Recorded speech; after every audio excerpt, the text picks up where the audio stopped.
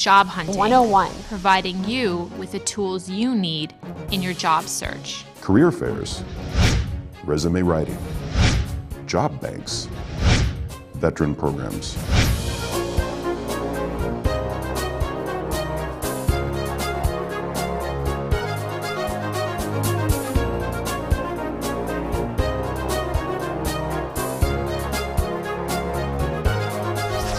Job Hunting 101. And we'd like to welcome you back to Job Hunting 101. My name is Dale Green, host of the program. We're going to be talking about coping with job loss today. It's a very important subject to deal with, and I'll let my guests introduce themselves. My name is Wayne Foyer. I'm the Director of Customer Services at WorkNet Pinellas. And is it true that you taught me a few things back in the day? Yeah, a few things. Over at WorkNet Pinellas. And our next guest? My name is Bob Bailey. I'm an employee. Employment Security It's Representative One, thank you. But he's also day-to-day career manager at Tampa Bay Absolutely. Workforce Alliance. Gentlemen, welcome to our program. Let's get started and talk about layoffs. There aren't as many layoffs as there once were, let's say, in 2011, maybe 2010, but there are constantly layoffs in our market right now.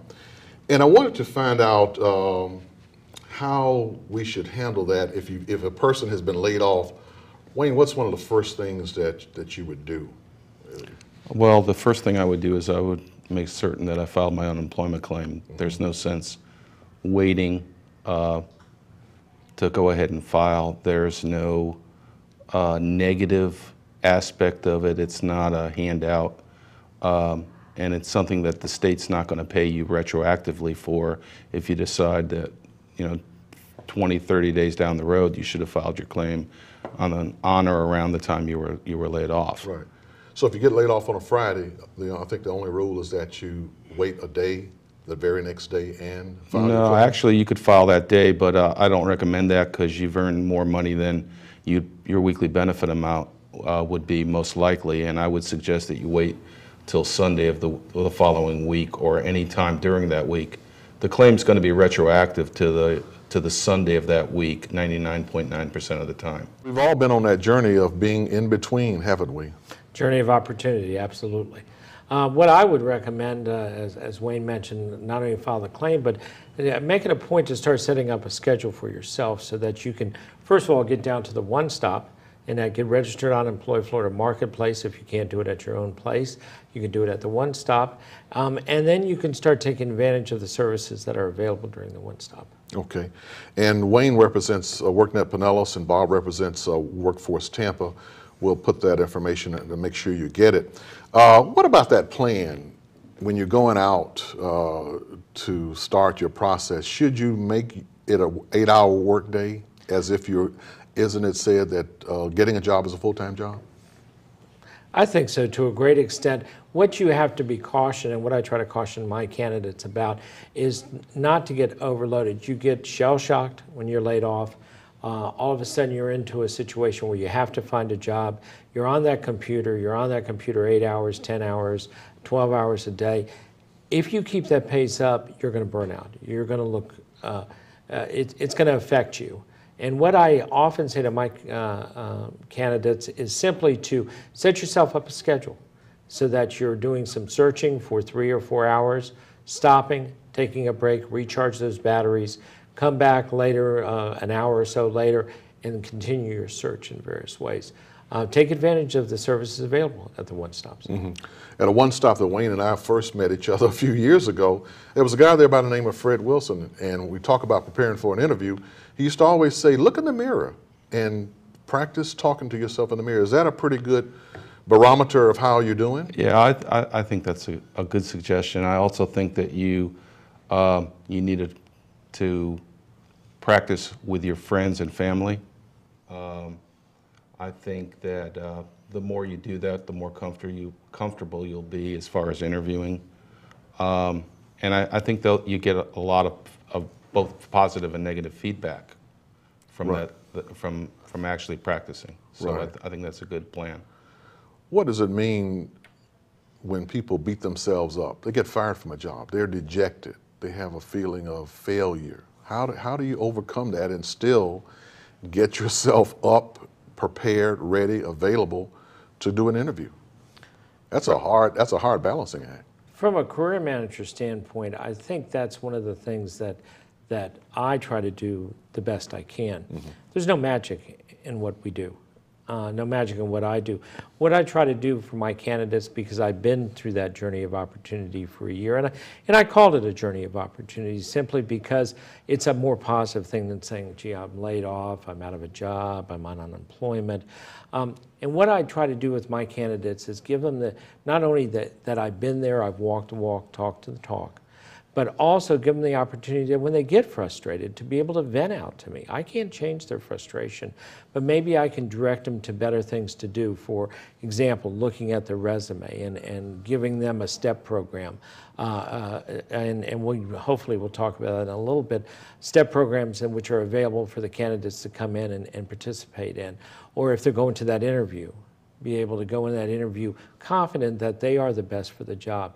A lot of what I do as a career manager, and I'm sure Wayne does as well, is we try to keep them focused on the opportunity is there. We just have to help them find it. Right. You think it's a good idea to send out invitations to a pity party?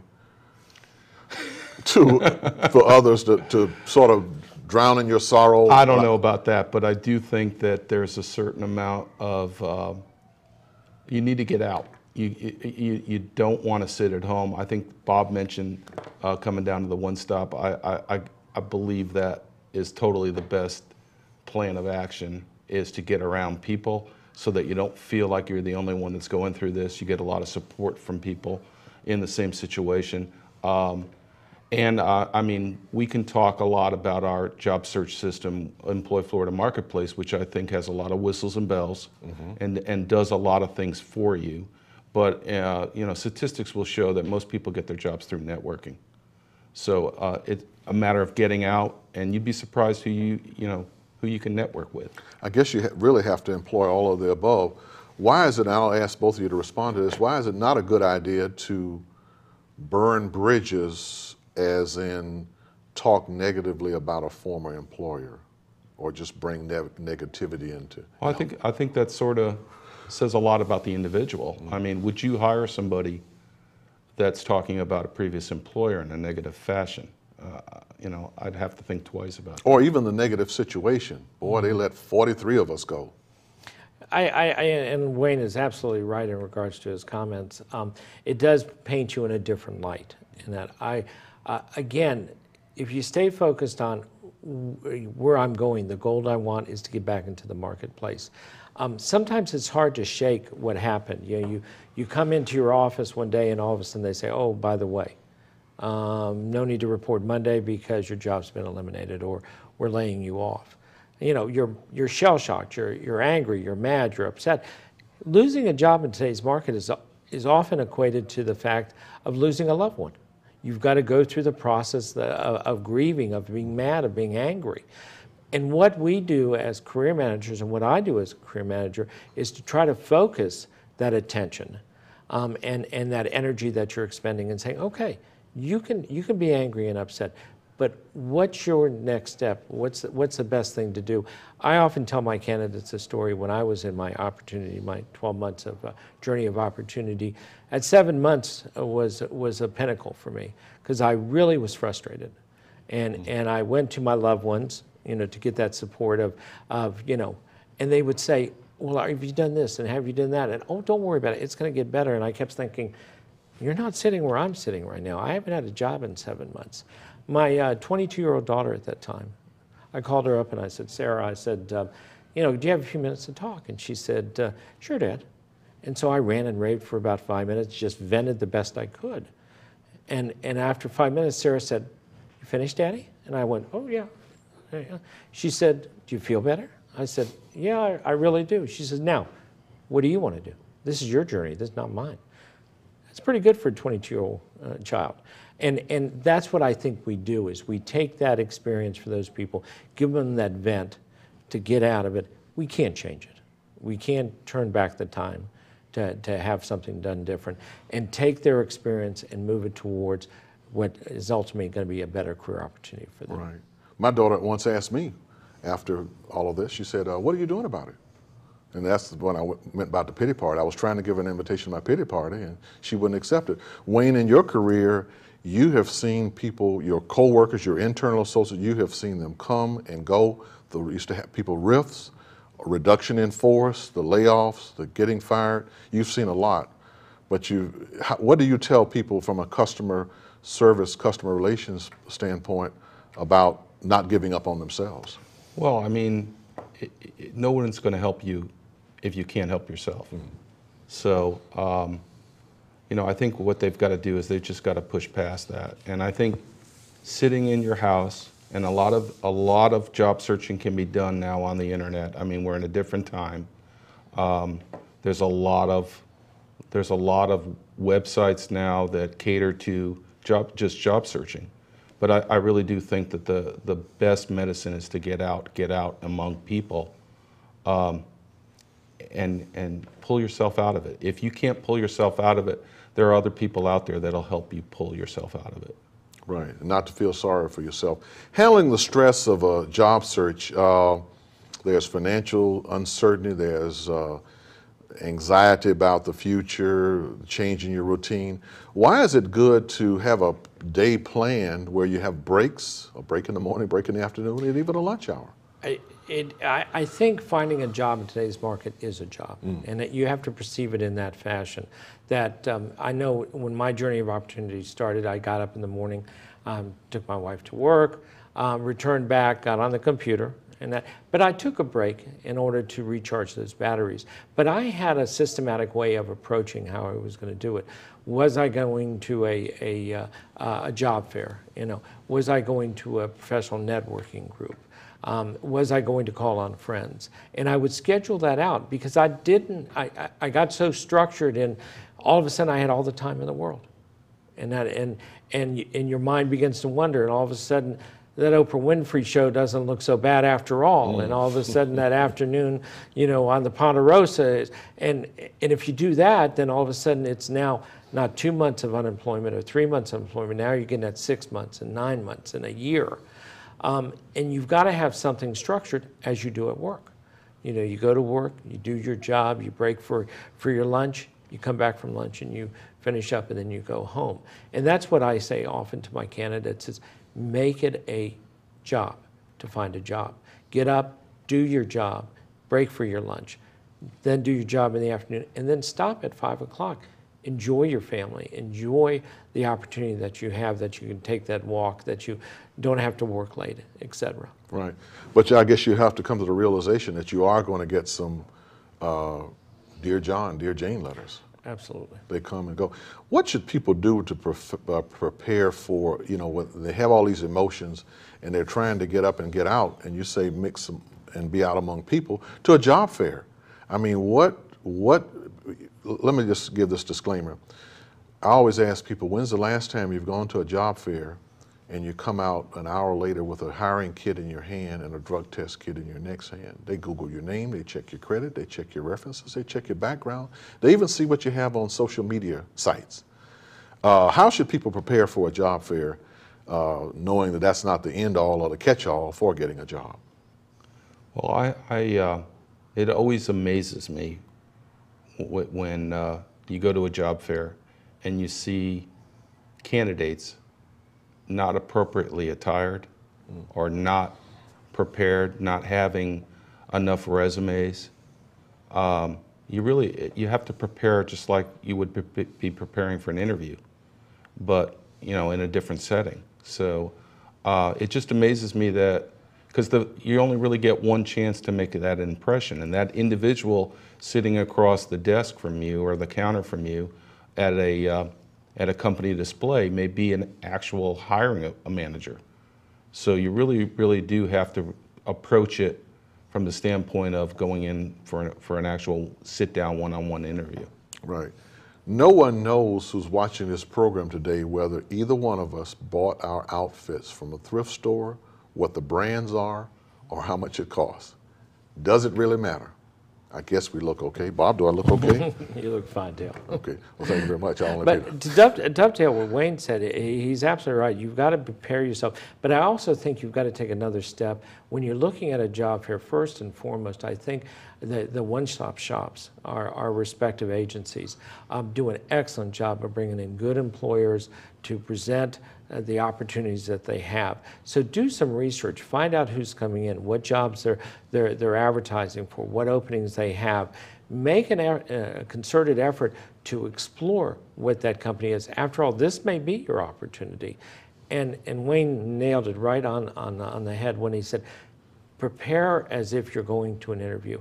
So many times I see candidates when we have job fairs over here at Tampa will come in with cutoffs, with T-shirts on, with their hair not combed, not a resume on.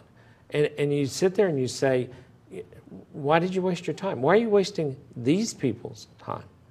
Coming in here, wasting their time. I mean, they're going to be polite enough to talk to you for the 2 or 3 seconds, but they're looking for good candidates. Make an effort to look at the mirror, as we talked about earlier, and say, hey, am I ready to face the challenge that lies ahead? Or even, I guess, if you just look at the way the employers are dressed. If they're dressed business casual with a khaki bottom and a polo top, then you probably can get away with that too. But Wayne, Bob, what's a rule of thumb of how people should dress for a job? And what's on the list? Maybe a ballpoint pen? Oh, certainly, yes. But I've applied online, but I might have to fill out some other paperwork. That's correct. Right? You just have to be prepared. I mean, and I think, I think you need to go in professional attire, no matter what. Okay. Okay. I think nothing stands out negatively more than coming in very casual attire. I mean, these companies are spending their valuable time sourcing for candidates, and again, I can't emphasize enough that you do have to you got to be able to stand out in a crowd of maybe 500 to 1,000, job seekers. You got to make that impression, and I think nothing makes more negative impression than not being dressed properly. And to couple on that, I think we're still in a very conservative market. And I think if you dress to the conservative side of things, you're always going to be, I think, in the realm of being respected and dress for success. I mean, there is a lot to be said about that. I was a Prudential agent for 6.5 years, and I was taught at the very early age of my Prudential career, fake it till you make it.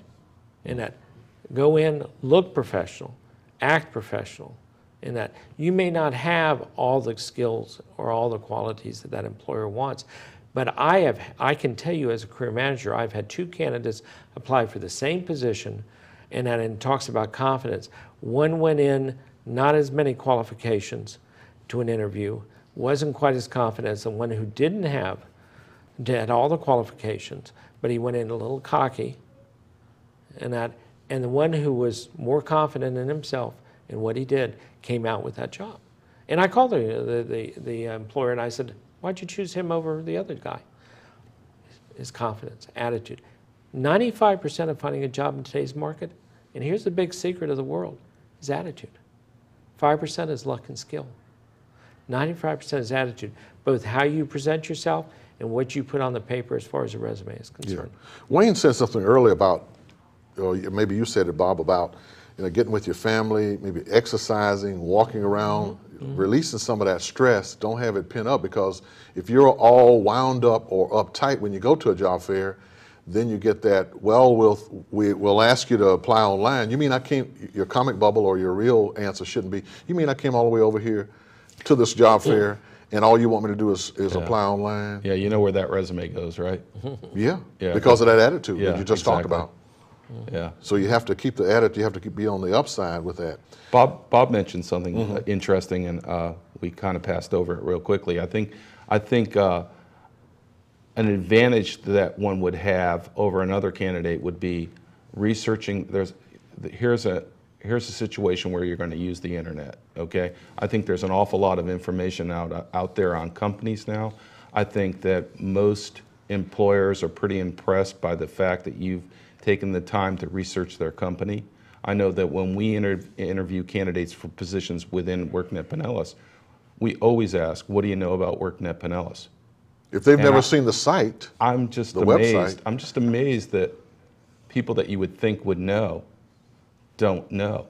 And it's an automatic, I almost turn them off mentally right at that point, and the interview's almost over. Right. At that point.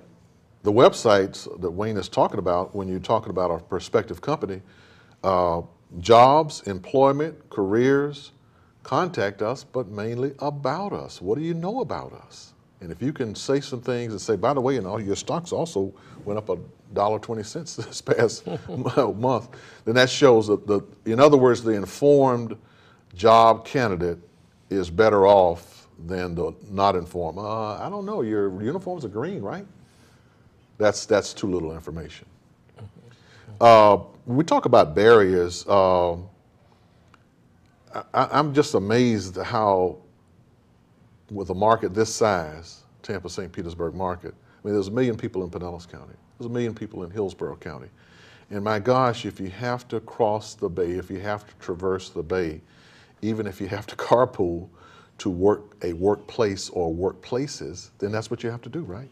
I think our system that we use statewide, Employee Florida Marketplace, EFM for short, is really an excellent way in order to search for jobs. Matter of fact, I often say to my candidates, it's probably flagship in the industry, where the resume writing is somewhat challenging at times. Finding a job is excellent because you can limit it, and you can limit it to a zip code, 5 miles, 10 miles, major thoroughfares, bus lines, etc. In today's market, where gas is getting so high and the cost of transportation and ownership of a car and that is becoming really difficult for many, many people that are struggling because of our economy, I think that being able to search for jobs in a particular area that would help you to transfer to those jobs or to transport to those jobs is excellent. And that's what EFM does. It is a barrier. Many people have to rely on public transportation. I myself, ironically, live in St. Pete, but drive to Tampa every day for the job that I have. I love it. I live in Tampa and drive to Clearwater every day. And sometimes during each of your careers, have you not carpooled? Absolutely. I do it right now. But I do it because I enjoy what I'm doing. But I was at my journey of opportunity at 12 months. I was ready to get back into work. I needed to get back to work. So I took that and I said, okay, I'm going to do that. But I think with EFM and being able to search for jobs, I think we can overcome those barriers and there are ways to do that. And I know that WorkNet Pinellas, as well as Tampa Bay Workforce Alliance, and that is on the very cutting edge to help our candidates do that in regards to transportation. Right. Before we take a break and talk about re-entering the workforce, I wanted each of you to express how important it is to try to get into some kind of volunteer situation, even if it's just 10 hours a week, immediately after, so that could help make up for gaps in employment. How important is that, Wayne? Well, I think, I don't know about gaps in employment, but as far as, again, I'm back to what's going to be mentally healthy for me. You know, I don't want to sit, and you mentioned the pity party earlier on. I don't want to have my own personal pity party. I think, again, getting involved, I can't talk enough about networking. I think 95% of people who get reemployed get it through networking. And we do have a wonderful website, like I said earlier, that can do a lot of stuff for you. But as far as volunteering is the perfect place. You may run into somebody that knows somebody who knows somebody, and before you know it, you've got a job interview. So I just think it's healthier, both mentally and physically. You need to get out. You need to get beyond. You need to get over that barrier of. It's very easy to fall into a deep depression after you've lost your job. And you have to keep yourself up. Bob, what if somebody said, let's pick on you, for example. Let's just say that you were volunteering and you volunteered for 2 months and you stuffed more envelopes for the annual fundraiser than anybody. That is important, is it not? It is. I had a client, a candidate actually, who was a audiology speech pathologist, bachelor's degree. She came to me and couldn't get in to an audiology, and I was floored because of her degree. And I said, you can't find a job? She says, no, a bachelor's degree in audiology speech pathology is nothing. And then I said, well, why don't you volunteer? And she says, volunteer, I was thinking about going to a hospital. I said, no, no, no, go to USF, go to the audiology department, talk to someone there, and find out who graduated from there, and go and volunteer at the audiology speech pathology office. And just walk in and say, hey, I want to keep my skills sharp. I'm going to like to volunteer 1 or 2 days.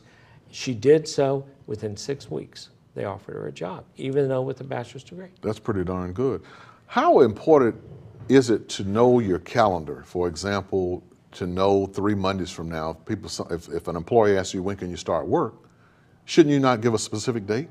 Absolutely, absolutely. I think it's exceptionally important that you know you treat this as a job, just like anything else. Right. Volunteering and being part of the job search aspect of things is extremely important. And you don't need to be out there by yourself. And that we have career managers, we have facilities. Wayne made an excellent point about professional networking group. Networking is the way to go. And those are all available at our one-stops, and they should be taken advantage of by our candidates. I'm going to say this 4 more times before the program is over, maybe 14 more times. A thank you note is very important after you met an employer. Why is that important? I always tell my candidates there's actually 2 thank you notes that you should send. The first one after the interview, if you have an interview, do the traditional email. It's instant, it's going to be there within seconds. When you get home, do something that my generation at 59 did, and then we did a little hand note called snail mail, and we'd write it out. Actually, Richard Nixon, our ex-president, used to do it all the time. And you send it in the mail, because that note's going to get about 2 days before it gets to the employer. And that'll be about the time that they have already forgotten who you are. They got a pile of resumes that they got to go through. And all of a sudden, your name will appear to them again in something very unique. Employers love the fact that candidates write thank you notes. They really, really do. I'm so old school, I believe in postcards, because the receptionist can see the postcard. Everybody can see it. And the mail person will say, wow, so-and-so's looking for a job. And that goes back kind of what Wayne sort of kind of said about networking. The mailman, oh, you're looking for a job. Oh, here's a nice candidate. Oh, by the way, I deliver mail to this guy. You just never know. Yeah. And that's very true. You just never know where that opportunity is going to be. Networking is so important. My own personal experience with that, I waited about almost 6 weeks before I really told anyone that I was looking for a new opportunity. I was working with a gentleman that we started in Prue together as a prudential agent.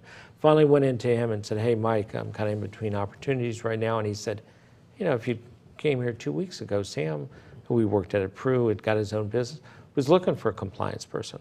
You would have been perfect. But he'd called me last week and he'd already filled the position. Right. And that, you know, I could have kicked myself. And that's why I say to candidates, if you approach people, don't ask them to, I want you to drop everything and go find me a job. If you hear of an opportunity, just let me know. And that I'm looking for my next opportunity. We'll continue to talk about the nuts and bolts of re-entering the job, the workforce, the workplace in just a few moments. The Tampa Bay Workforce Alliance and WorkNet Pinellas offer workforce solutions designed to improve your business. I've really valued my relationship with WorkNet Pinellas and have been instrumental in keeping us informed with new educational trends. We've really seen our employees grow in their own personal development. It has not only exceeded Power Design's expectations, but our employees' expectations as well. To learn more about our no-cost programs and services, visit workforcetampa.com or worknetpinellas.org. And we'd like to welcome you back to our series, Job Hunting 101. Today we're talking about re-entering the job market, re-entering the workforce. We have Wayne Fourier with us today from WorkNet Pinellas, as well as Bob Bailey's of Tampa Bay Workforce Alliance. Gentlemen, before the break we were talking about volunteering and networking, and Wayne, you were talking about volunteering at something like for 20-something years. That's a big deal with Paint Your Heart Out Tampa. Paint Your Heart Out Tampa. Yeah, why do you do it, Wayne? So long. I don't know. I really don't. I get a lot out of it. It's we paint 100 houses a year for economically disadvantaged people who wouldn't ordinarily have their house painted. Right. So, yeah, I've been doing it for a little over 20 years. Now, when we talk about volunteers, you've seen volunteers come and go. In other words, have you encountered or talked to some people who were between jobs and yet they're volunteering for this for yeah, this effort? certainly, and I think that's an excellent vehicle, again, to network, as we spoke about earlier. In the case of Paint Your Heart Out, there's between 2,500 and 3,000 individuals who volunteer each year. So it takes a lot of people to paint that many houses. Right. So certainly there might be somebody out there that might be able to help you, meet somebody or... Who's a decision maker? Exactly. A hiring manager? Exactly. Bob, that also looks good on your resume, doesn't it? Oh, to say that I've spent so many hours doing that? Absolutely, community service, and Wayne again pointed out very, very well that you have a wide pool of individuals from various organizations, various agencies, companies, etc. Get that exposure. You walk into an interview and all of a sudden you look familiar. Well, I was at, Paint Your Heart Out. Oh, well, I've done that a couple of years myself. So volunteering, even on that level, can certainly add to your journey of opportunity, because you don't know where that next opportunity is going to be coming from. When you're starting up again to re-enter the workplace, shouldn't you take an inventory of your skills to see, okay, now what's my plan, but who am I? There's training available through the workforce. Tell us about how people can maybe take a survival job for a few months while they're getting training. We do have this step training programs at Tampa Bay Workforce Alliance. I'm sure working at Pinellas also, where you can sharpen your skills for interviewing, take a resume class, dealing with the job stress. All of those are very, very important. But also on Employ Florida Marketplace, there are places within that website that you can do an assessment of your own skills, of your work skills, of your personal skills, that you can find out some of those hidden skills that you have. So that when you start putting a resume together, when you start doing your job searching, when you start that journey of opportunity, you can explore other avenues. I myself am 18 and a half years as a fraud investigator with the state of Florida. Never did I imagine 2 years ago that I would be a career manager. If you had told me that, I would have told you were crazy. But I am so passionate about what I do.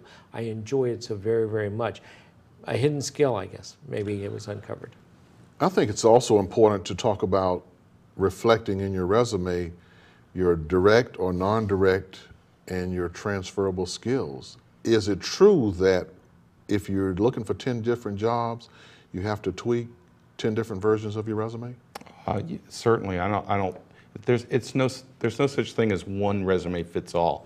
One size. Sure. We actually have a class that we have at WorkNet Pinellas once a week, and it's one of our most attended classes, where one of my employability skills instructors actually instructs people, facilitates people in targeting their resume for a specific opening. So yeah, it's very, very important, and it's not uncommon for an individual to have, you can have a resume for a fry cook, and you can also have a resume that you would go ahead and submit for a white collar job. So I mean, you just can't have too many of them. So I guess it's safe to say that one should tweak a resume per skill set. I often tell my candidates that you need to showcase certain skill sets so that when the opportunity is found in your job search, you can fire that resume out. If I'm looking for an administrative assistant as an employer, that's the resumes I'm looking at, and I get a resume for a customer service representative, I'm not going to look at it. And that I'm looking for an administrative assistant. If I'm looking for a manager of my sales force, and that I'm not going to look for a customer service, yeah, they're intertwined. But I don't have the time to look through the resumes that come in. I've got 2 jobs and 150 resumes coming in. And that, where years ago I had 5 jobs and 3 people knocking at my door. Big difference in today's market. It's becoming more and more the time to look at what your skill sets are. And when we talk about resumes, the chronological one is starting to kind of fade in favor to the skill set based one, or the functional skill based one, where what can you do for me? Employers are saying to us today, it's not so much who you work for, when you work for them and what you did, as what can you do for me? What do you bring to the table? Good point. I'd like for each of you to respond to this, and that is this whole notion of references. First of all, you should contact the reference in advance, and you should carefully select the reference. Is that something that should be done? Well, I'm not a big reference person. Oh, okay. Why not? It always kind of tickles me when we interview a candidate for an opening, and they'll either on the bottom of the resume they'll list their references, or they'll references provide upon request. Upon request. Right. So why would you get a reference from somebody who won't give you a good reference? So what's the point of the reference? Very true. And I think employers are coming now to grasp with resumes that references are starting to be a thing of the past. Where if I'm calling you up, Dale, and I'm saying, hey, Dale, I've got your resume here. I'd like to interview you, because the interview is the resume is to get you to the interview. What I call the last golden 3 feet. Okay. Repeat that? You can't do anything. I learned this in Prudential. You can't do anything until you're within 3 feet of a person that you want to persuade something about, either finding a job or selling a product or whatever. I often refer to it as the last golden 3 feet. So your resume is to get you to that last golden 3 feet. Okay. On the resume itself, references are becoming non-existent, because when I call you up and say, hey, Dale, I want to see you on Thursday at 2 o'clock for an interview. And by the way, when you come down here, bring me 3 of your personal references and 3 of your business references. That's when I'm going to start asking you for them, because you've come now to the point where I'm going to talk to you about that specific job. You made the top 3%. That's real important. That's a good indicator. What about a cover letter? How important is a cover letter, and what's the difference between a cover letter and a resume? How do you make them distinct? Well, I think a cover letter is an opportunity to zero in on some of the knowledge, skills, and abilities that an individual would have. It's a way to showcase to a certain extent and summarize what's in your resume and maybe target it towards that specific opening. And I'm probably on the other side of the coin often. I'm not a big believer of cover letters. And that part of it is when you have a cover letter, as Wayne said, I often take the position that, aren't you telling them what's in your resume? But my opinion changed a little bit about 2 months ago when I had an opportunity to take a course. And they talk about cover letters as a trailer to a movie, where if you go to a movie and you paid the $30 to see that movie, and you now see the coming events. That must mean with the concession. That's right. You see the coming events, and it kind of entices you to come back and spend another $30. That's what a cover letter is supposed to do. It's supposed to entice the employer to look at your resume, to say, hey, I want to look at this resume because he's kind of whet my appetite as to the job I've got and what he brings to the table. I think when you do it in an email, I tell my candidates, and I've got this saying that I came up with, and if I had a penny for every time someone used it, I wouldn't be sitting here today, I'd be retired. But it talks about, I'm applying for the position that you're advertising, I've got the qualifications that you want, attached is my resume. And that's all I say. And that it convinces the employer that I've got what he needs. And that, look at my resume. In Employ Florida, when there is a capability, if you will, it says email your resume. There's a little section, it probably takes X number of characters, where you can do the combination of please review my resume for consideration for this position, so on and so forth. So you can sort of do a combo, because your resume it's like your calling card, is it not? Let's talk about cards that have something on both sides, cards as in calling cards, as in, well, Vistaprint is one of the providers. Microsoft has a template where you can, when you're out and about at the retail store and you're standing in line, you say, oh, by the way, I overheard you talking about your nephew with this new plant. Would you give him my card? Why is that important to market yourself with a card? I think it's becoming more and more important, and it's like Wayne said about networking. And that when you're out and you're about and you're talking to people and you're at professional networking groups, or you're at the library or at the store, you never know where the opportunity is going to come.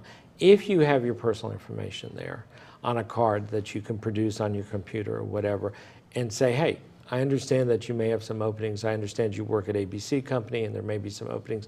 I happen to overhear your conversation to the clerk or whatever. I'm in between opportunities right now. Let me give you one of my cards and maybe you could pass it on to somebody else. You do not know where that opportunity is going to come. It can come anywhere. I think Bob mentioned earlier about attitude. I also think it sets you up. Now you're a serious job hunter.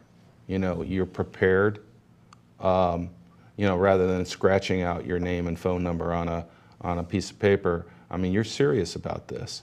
So I think it's very important to go ahead and I'm not a big proponent of a flowery kind of, you know, business card, just a simple name, phone number, black and white. Yeah, very conservative. Email address, cell number, that type of stuff. Right.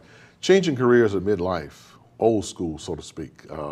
Well, there are laws against discriminating against people, and one of the 7 protected classes is age. But people do it covertly and they do it overtly. Should I go down and get my hair dyed black to hide the fact that I'm old school, or what? Or should I just, how should I approach that, changing careers in midlife? I think we're coming into an area where I grew up, most of us at this table grew up in Father Knows Best. We can work for the same company for 30 years. We get the gold watch. We wear our jackets when we come to our dinner table. That's all changed. And I think in today's market, we still bring so much to the table. And I say to candidates, you know, that the young kids under the age of 40, and that always scares me when I talk about people under the age of 40 being young, the young kids are often referred to as a me generation. I'm going to learn what I can from this employer and go to the next one. And I was talking to the HR director, actually with Tampa Bay Workforce Alliance, when I was being interviewed for this job, and I said, should I be worried about retirement? And he said, no, if you had come to me about maybe 5 years ago, 10 years ago, well, I would have probably said yes, because employers were more interested in these kids could get on this computer, could really bring out the information, could really give us a lot of information. But what happened is they kept hiring for the same position year after year. Turnover? Turnover year after year, because the me generation was saying, I'm going to learn from you, Dale, and then in a year I'm going to go to Wayne here and I'm going to learn what he can teach me. And then I'm going to go to somebody else. So then in about 5 years, I can kind of pick what I want to do. But the employers started realizing that, hey, maybe some of these seasoned employees, prospective employees, are really what I want, because what we do is we talk about, Mr. Employer, not only do I bring a lot of experience and skills to the table, but I also want to, and here's the magic term, grow your business. I want to work and grow your business. And they haven't heard those terms in many, many years. They've heard the term, I can really make your business big, because I'm going to give you all this technology information, but to grow it because I want to be with it and I want you to grow. And I think this change in midterm, I think, is to our advantage, us that are in seasoned employees. Wow. Networking is, we talked about that earlier, in the hidden job market, jobs that aren't advertised. Networking is just so important. Who you know, what you know, timing. And also, before you respond to that, I want to throw this out, also just asking for the job. If I can, if I could do a role playing with Wayne, if I can give you somebody who comes to work early, stays late, is detail oriented, is customer friendly with their internal and external customer, can I get you to offer me the job today? I'm asking for the job. Wayne, what about that? Yeah, I'd like about 10 of those. Wow. And then you have to thank them too. What's that book, All I've Ever Learned to Do in Life, I Learned in Kindergarten? Please, thank you, may I. Absolutely. I think you struck a real nerve to many of the candidates that I deal with, and I try to emphasize to them, when you're in the interview, please ask for the job. You know, they go in and they're all prepared and they've done their research and they've answered the questions, and then there's that magic, you know, question. Well, you know, we're almost through with the interview now. Do you have any questions for us? That's like the worst. When they say no. Yeah. Oh my God. When a candidate says no to that? No, I think you answered everything, and I didn't think I was that smart. Yeah. Gosh. You know. You must have something. I see that you have locations from Gainesville to the north, Lakeland to the east, and Naples to the south. Are there plans for future expansion or something? And that's when you go on their website and find out about us, right, Wayne? Or simply, do you have a timeline here when this position is going to be filled? Because I need to know, you know, internally, I need to know when I need to get back in touch with them, when I should be, you know, talking or calling them and finding out what's going on in regards to that. A lot of people it's a diverse scenario of people getting laid off: white collar, blue collar, no collar, skilled, semi-skilled, professional, paraprofessional. And so one group is not picked on more than the other, but those people in your respective professional networking groups, meetings that you have at your various work one-stop centers, you can always tell when they come in because they're all dressed up pretty much all the time. That's important. Again, you said about the first impression. You'd rather go with a conservative dress up at or above the job level versus dressing down, right? Yeah, because I think that's your calling card. I mean, when you But you're just among other candidates. But still, why do you? If you're among other candidates in a professional networking meeting, why can't I wear my slacks and my penny loafers with not any socks? Because you never know who you're sitting next to. Aha. And I know in Tampa, and I'm sure in Pinellas as well, we bring in employers to talk to our P&G, Professional Networking Group, people. And it's funny, when I had the opportunity to talk to the P&G group, I started it by saying, you're the people that hired and fired in the years past. Put yourself back into that situation and make yourself the type of candidate that you're looking for. They have a great opportunity to know what to deliver to an employer, and that because they've been there before. You know, many of the candidates that I work with that are not in white-collar occupations and that struggle with the fact because they've never been in management or they've never been into a position where they're hiring somebody or working with somebody in that capacity. These people in the P&G group, the white-collar group, know exactly what to do. They are the ones that need to learn about themselves and be able to do that. We do a pretty good job, I think, over in Tampa, and I'm sure Pinellas does as well. What's meant by the term hot jobs, Wayne? Hot jobs. Hot jobs? Is that an urgent need to fill a job by an employer? I mean, when we talk about, well, let me see your hot jobs list. That's kind of a nebulous term for me. Right. Hot jobs are either high demand occupations. Right. That's what I was looking for. Yeah, sure. Sometimes they can be just an employer that needs to fill that job immediately. It can be a variety of different things, but I generally think of it as those are the jobs that are in high demand. Right. Some people have to end up taking a survival job. It might, when you talk about the journey, Bob, the journey might be a little longer than you want it to. Absolutely. And you might end up, I talked to a guy the other day who was had retired from a major company, and he was drawing Social Security, but he wanted to keep busy. So he was looking for a survival job. He might not have to work that forever, but he wanted to keep busy, and I think that's important while you're in your journey of opportunity. Absolutely, and it's I see it more and more. I had a candidate, as a matter of fact, this morning when I was talking with a candidate this morning, who had taken a job just to get an income, and that just wanted to get off unemployment, get back into the game, basically. It wasn't in his skill sets necessarily. You know, he was part of sales management, couldn't find a sales management job, so he was in a customer service position. But it gave him the opportunity to continue to, as Wayne says, to network, to be able to be in the game, to refine his skills and such, until he can move his journey on. And right. It's very, very important to have that. I learned early on, as I was under the tutelage of Wayne Foyer, that at the one-stop center, they don't get jobs for anybody. They teach you how to get jobs. Right. What does that mean, Wayne? Well, obviously we can't twist an employer's arm or whatever to go ahead and hire an individual, but we can provide you some instruction on things that may be able to give you an edge in an interview, or just the ability to, as you mentioned a little while ago, the hidden job market. We can provide you some skills through some of our employability classes that can go ahead and assist you along the way. But ultimately, it's going to fall on that employer, and it's going to fall on you to sell yourself to that employer. Right. I'll ask each of you to respond to this, and I'm not being sarcastic, but for all the number of services you provide, there must be an enormous cost to the job candidate. What does it cost to go to these classes? Well, nothing we do has a fee to it. So essentially, it's free.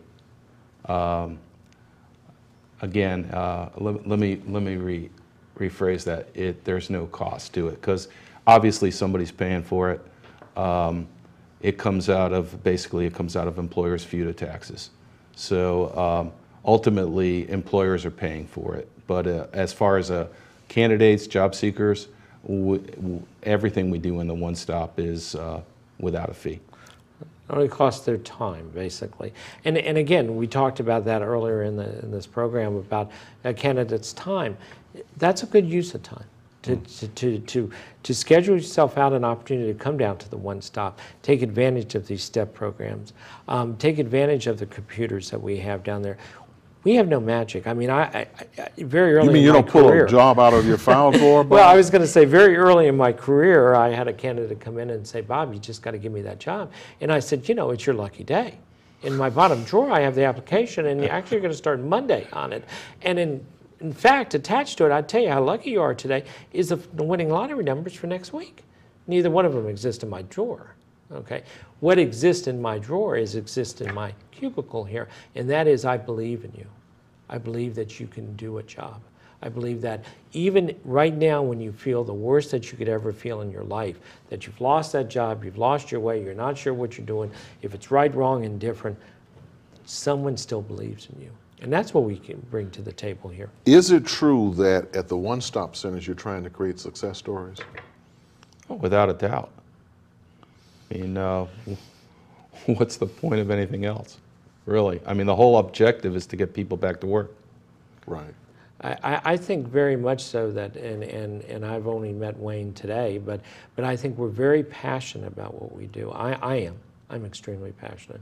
I've had the opportunity to teach some classes at Tampa Bay Workforce Alliance, and I say to the candidates out there, I am very passionate about what I do. I want you to succeed, and I will do anything to see that you succeed, legally, that is. Sure. And that I want to look at your resume. I will take time for you.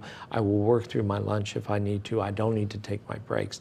Because what it drives me as a fraud investigator is the ability of a candidate who came in this morning, and you were in my office this morning when that happened, who said, hey, take me off your distribution list, and that I've got a job. When I started at Tampa Bay Workforce Alliance 2 years ago, I started a distribution list. I can now, at a click of a button, send out to over 280 candidates the next time we have a recruiting event, the new jobs that come on Employ Florida. And what I do is I send them out there because I've talked to all of them. And I say, if you see something, if you need something, you call me back. My email, my telephone numbers are right on that email that I send out. And what happens is they look at it and they expect it. I've got a story. I had a candidate come in and see me and said, you know, Bob, I got a job and it's because of you. And I said, no, it's not. I didn't do anything special. She said, oh, yeah, you did. 3 weeks ago, I was depressed. I threw the covers over my head and I said, I'm not getting out of this bed. I have been beat up too much. I've been unemployed for 4 months. I'm not getting out of this bed.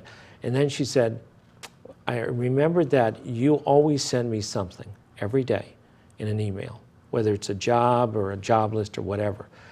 I said, okay, if Bob can do it, I'm going to get out of bed, I'm going to turn on my computer. She did, and she said, I found this job and I applied for it, and then I crawled right back into bed. And about 3 days later, I got a call. It was the employer saying, we want to interview you. Went in and took the interview. came in and said, I start next week. Wow. And I wouldn't have done that if you hadn't sent me out then. Well, I guess you encouraged and you motivated her. The last thing we're going to discuss in a couple of 3 minutes we have is that all-important probationary period. State workers, it's a year. Some people have 6-month probationary periods. Some people have 90-day probationary periods.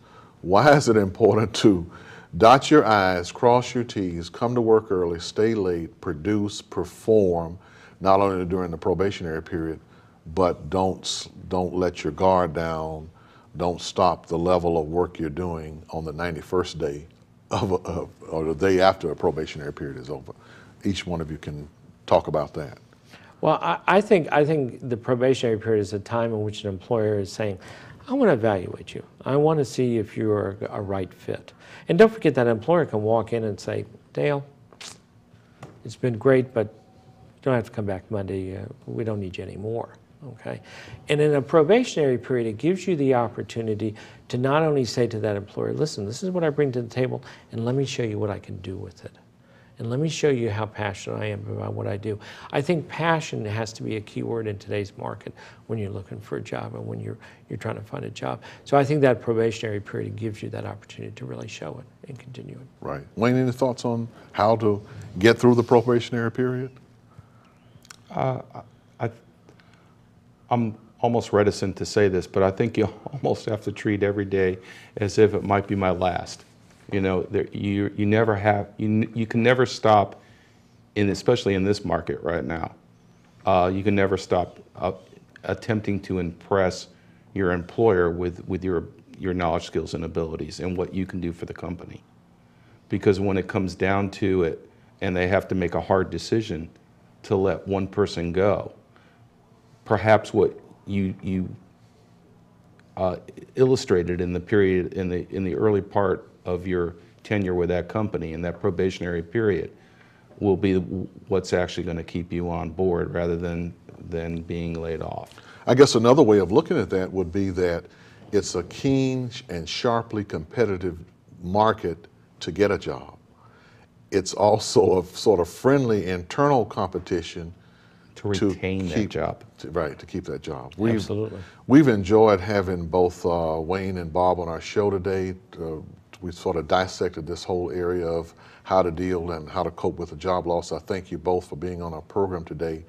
And we hope that a lot of people, I guess the one thing I didn't do and I wish I had done, and as you click on this link from your various websites that you're looking at this program, is to tell a friend and to also have a pen and a piece of paper and take some notes about what we talked about. And not only that, we talk about apps. Well, it's not only downloading apps, but it's applying with the knowledge and experience that these gentlemen have brought to our program today to actually get a job. You like to create success stories, right? Absolutely. Is that the bottom line? Absolutely. Okay. We thank you both for joining us on our program today. And this is the latest in a series of Job Hunting 101 that we've had here. We hope you've gained something from the program today. We hope that you'll tell others about this series so that they can do what they can to improve our economy and get a job. Thank you very much.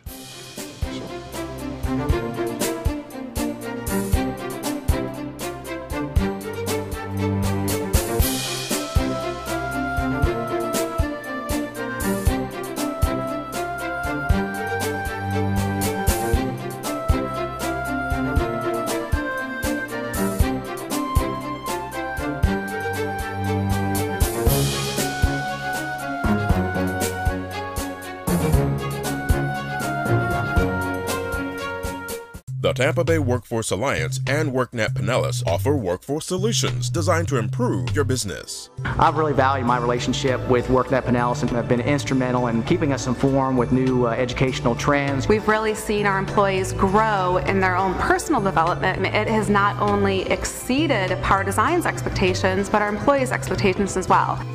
To learn more about our no-cost programs and services, visit workforcetampa.com or worknetpinellas.org.